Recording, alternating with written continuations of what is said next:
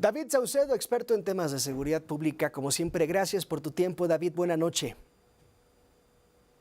¿Qué tal, Juan Pablo? Qué gusto saludarte a ti en el auditorio de tus órdenes. Pues como cada determinado tiempo presenta el INEGI esta encuesta de percepción de inseguridad y se reconfiguran los municipios Villahermosa, Uruapan, Fresnillo y Culiacán, el top 4, David.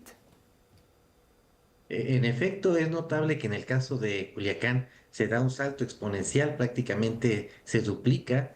96% de la población que refería vivir en un municipio inseguro salta al 91%. En el caso de Villahermosa tiene un incremento importante, pero también ya estaba en un alto nivel de percepción de inseguridad. Los demás municipios son algunos en donde hay alta violencia homicida. Fresnillo es el municipio bisagra en donde chocan las fuerzas del cártel Jalisco y el cártel de Sinaloa. Tuxtla Gutiérrez lamentablemente está en esta circunstancia también de alta percepción de inseguridad, sobre todo por mafias locales que asolan la ciudad de Tuxtla Gutiérrez, más la disputa que hay entre el cártel Jalisco y también nuevamente el cártel de Sinaloa en esta región. Es de destacar que aunque Guanajuato ocupa el primer lugar en homicidios dolosos en todo el país, solo está en el top 10 el municipio de Irapuato, con una percepción de inseguridad de 85%. Esto a raíz de una serie de eventos, Sí. cobros de derechos de piso que han ocurrido de manera generalizada. David, hay una situación que me parece particular y más allá del estado y de los municipios, quizás en algún momento se ha replicado en otra entidad. Culiacán aparece con el 90% de los encuestados respondieron que perciben que es una ciudad insegura. Creo que tienen razón, 136 días de violencia, etc, etc. Lo particular es que la ciudad de Los Mochis, municipio de Ahome, pues está prácticamente a 2 horas de Culiacán. Y en la ciudad de Los Mochis, los encuestados, el 24% dice que tienen una mayor percepción, es decir, Los Mochis está en el top de los positivos y está a una corta distancia del municipio de Culiacán. Sí, lo que ocurre en municipios como Mazatlán, que también registra un salto de percepción de inseguridad de 40% al 68%, lo que ocurre en Mazatlán y en Culiacán es que justo ahí en esos municipios convivían facciones, células de las dos facciones, del Mayo Zambada y de los Chapitos. No era el caso de los Mochis, en donde hay un dominio de un solo grupo criminal y en este contexto no hay como tal un enfrentamiento entre grupos del narcotráfico y por consiguiente hay una percepción alta de seguridad. Sin embargo, estas mediciones por parte del INEGI hay que verlas con pinzas, ya que de todo mundo sabíamos que las distintas ciudades y municipios de Sinaloa estaban bajo el dominio del cártel de dicha que daba nombre a esta organización, pero que al estar en paz no había tal una percepción alta de inseguridad hasta que se desata la guerra civil. Estoy platicando con David Saucedo, experto en temas de seguridad pública. Tabasco, la disputa del cártel Jalisco con la famosa barredora. David. En efecto, en este municipio lo que tenemos es la confrontación entre el cártel Jalisco y la barredora que se fragmentó. Un segmento de la barredora se alió al cártel Jalisco y otro se mantiene en una disputa contra dicha organización criminal. Esto en el contexto de los señalamientos que hay en contra del exgobernador Adán Augusto, parte del gobernador que señala de manera reiterada que en esta época del anterior gobierno estatal hubo una penetración del crimen organizado en las corporaciones de seguridad pública. Ahí me queda claro que el gobernador May no habría avanzado en estas acusaciones en contra de Adán Augusto, actual coordinador de los senadores de Morena, de no haber tenido el visto bueno y aprobación de Palacio Nacional. Es decir, esto que se comenta en las columnas políticas, Sí. en el sentido de que en algún momento la presidenta Claudia Sheinbaum esté valorando la remoción de Adán Augusto, de la coordinación de senadores, y de Monreal, de la coordinación de diputados de Morena.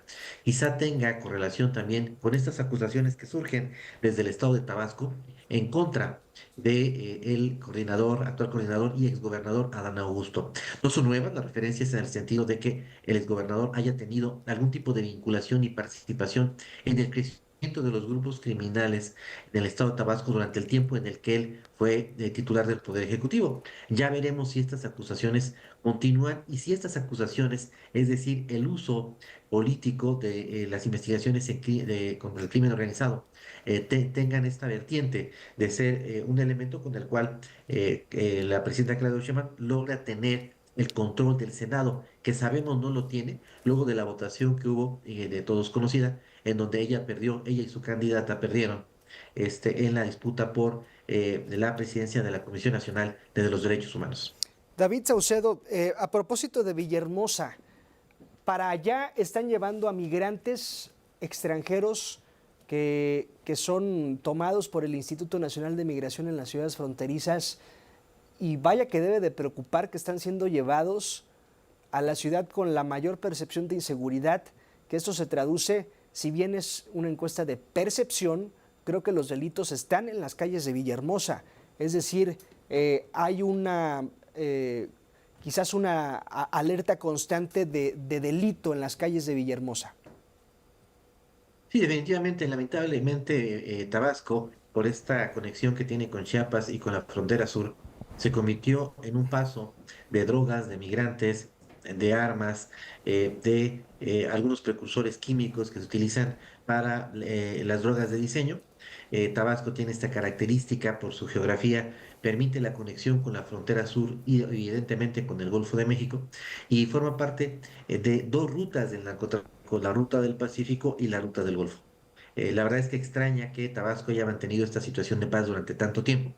Es un poco vergonzoso para la 4T que Tabasco tenga estos niveles de alta incidencia delictiva, porque es la capital sentimental de Morena, en tanto que el expresidente Andrés Manuel López Obrador pues es originario de dicho estado, y se apreció él durante mucho tiempo de que la entidad no tenía estos niveles de violencia que sí tenían, por ejemplo, estados del Bajío como el estado de Guanajuato. Lo presentaba incluso Tabasco como un modelo de desarrollo para el país. Pero bueno, ahora queda claro que lo que ocurrió en Tabasco es que había el dominio de un solo grupo, el cártel de Sinaloa, en alianza con la Barredora, y lo que provoca el quiebre y la violencia es el cártel Jalisco Nueva Generación, que entra para tratar de robar una rebanada de este jugoso pastel que tú bien señalas, que está conformado por el tráfico de migrantes, el tráfico de drogas ilícitas y el tráfico de armas. A propósito del tema de migrantes, David, no aparecen en este top, pero me comparten que hay una situación específica en Tamaulipas, en el municipio de San Fernando y municipios aledaños. El crimen organizado reportan, insisto, que secuestran migrantes. No sé cuál es el propósito.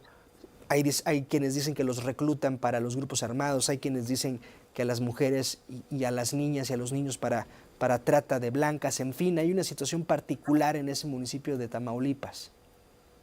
Sí, la ENSU tiene algunas deficiencias. Esta es una de ellas, que tú bien señalas. No está levantando medición, percepción ciudadana en municipios importantes. En el caso de San Fernando, Tamaulipas, te diría que en el caso de Celaya, de Guanajuato, solo se levanta la medición en 90 ciudades, con la excepción de la Ciudad de México. En los demás estados del país únicamente se encuesta la capital, las dos ciudades más importantes en peso poblacional, pero dejan fuera a muchas otras ciudades que tienen una alta violencia homicida. Entonces, se ha pedido de manera insistente al INEGI que incremente cuando menos el doble Sí. el número de ciudades para tener una percepción más puntual de lo que ocurre en materia de inseguridad. En efecto, en el municipio de San Fernando, lo que tenemos es secuestro de migrantes, algunos con fines de reclutamiento forzado para incorporarlos a los ejércitos del narco. En el caso de jóvenes entre 15 y 25 años, mujeres, lamentablemente son ubicadas y llevadas a estos esquemas de trata de personas con fines de explotación sexual. Y en algunos casos, los migrantes que no fueron Sí. seleccionados para ninguna de estas actividades ilícitas, se les cobra un rescate a las familias, son secuestrados con el objeto de que sus familias paguen para que los migrantes puedan continuar con su viaje hacia el norte. Es decir, los grupos de crimen organizado detectaron que los migrantes son una mina de Sí. recursos ilimitados para sus propios fines criminales. David, y ya como pie de nota, ¿qué opinión te genera lo que ocurrió hoy en Culiacán? Es cada vez más difícil para el gobierno federal, y dicho sea de paso para el gobierno de los Estados Unidos, sostener al gobernador Rocha.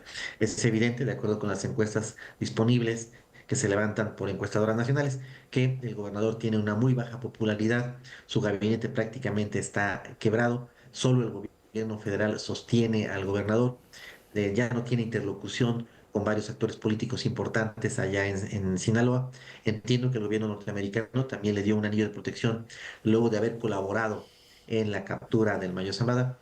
Entonces va a ser muy difícil para el gobernador Rocha continuar con su mandato en virtud de que ya no tiene el control del Congreso, de su gabinete. Muchos alcaldes, presidentes municipales saben que ya su reelección o su continuidad ya no depende del propio gobernador, que se Sí, están tomando decisiones desde el centro. Es muy difícil para él gobernar ahí Sinaloa. bien. Prácticamente está como gerente, ya no como gobernador.